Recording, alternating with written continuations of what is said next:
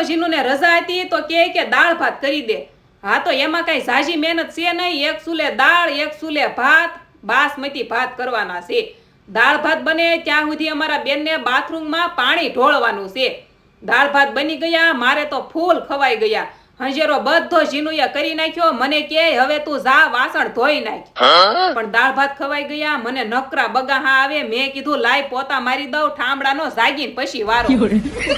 પણ જાગીને તો એટલા બગાહા આવે કે વાત જવા દો. દાળ ભાત હું આજ લાટ ખાઈ ગઈ. બોલો જીનું તો નાઈ આવી, મસ્ત તૈયાર થઈ ગઈ. મને કે જામમી તું નાઈ લે, તને બગાહા નો આવે. મેં કીધું મારે કામ છે, હું નાવા જાય ને તો હાન પડશે. હાંજે તો પાછું ચૂલા ઉપર ખાવાનું બનાવ્યું. ઘરમાં ગરમી લાગતી હતી ને તો થયું કે અહીંયા ધાબા ઉપર બેઠા બેઠા બનાવી નાખું એમ.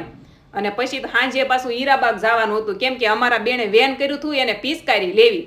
અચ્છા અહીંયા જો હોળી માતાના દર્શન થઈ ગયા અને પિચકારી પણ લેવાઈ ગઈ.